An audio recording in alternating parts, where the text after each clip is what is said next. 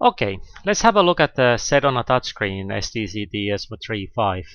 What we have here is one touchscreen connected to one Sedona controller. The Sedona touchscreen is normally panel mounted and 3.5-inch screen.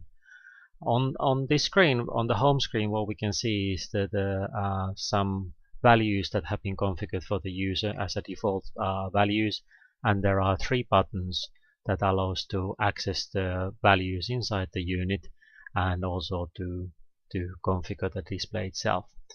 If we look at what we have, there is a settings buttons. 2 settings buttons. We can change the display configuration settings. We have a lock icon that indicates that the display has been locked, and then we have a controllers button, and through controllers button we can access the individual plant information.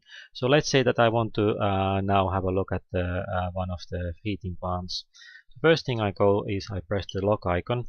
It takes to the password screen, and now what we need to put is the default password, which is a 1. Just delete the second one. There's a 1, 2, 3, 4, and enter. As you can see, the lock icon opens up, and now we are logged into the controller. What we have then, if I press the controllers, it takes you the controller selection screen. We can have up to 18 Sedona controllers here. Let's select the first controller which we've programmed. That takes us inside the controller and shows the page 1 out of the 4. You can have up to 99 pages on the controller to be shown on a display, and up to 6 lines. These are fully configurable. All the labels are fully configurable, so you can decide what you want to show on a display.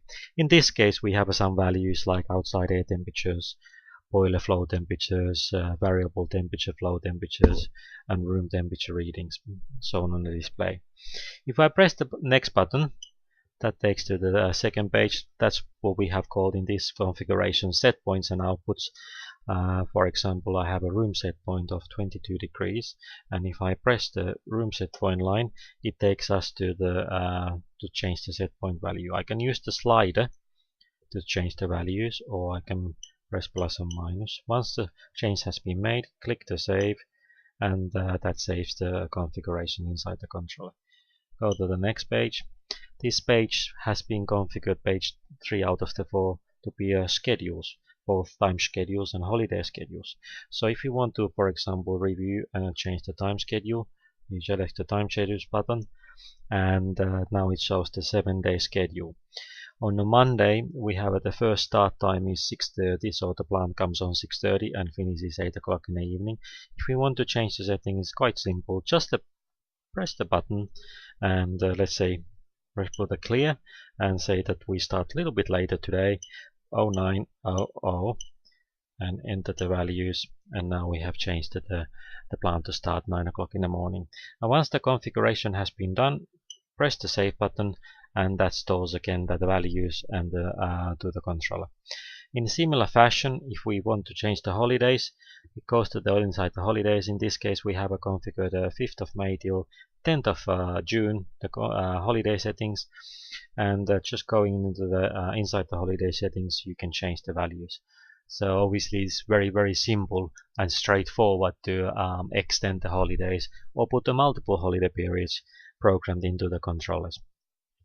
You can then for example, configure feedback information on the status of the holidays, and that allows the user display when the controller is in a holiday mode. Let's go to the next page. Press next again, and in this case we have a couple of items there called extension. There's probably a little button program, so like an extension button. If we press that, that triggers some extensions in the system, for example heating extensions. And if I go back, I have another one called fan speed.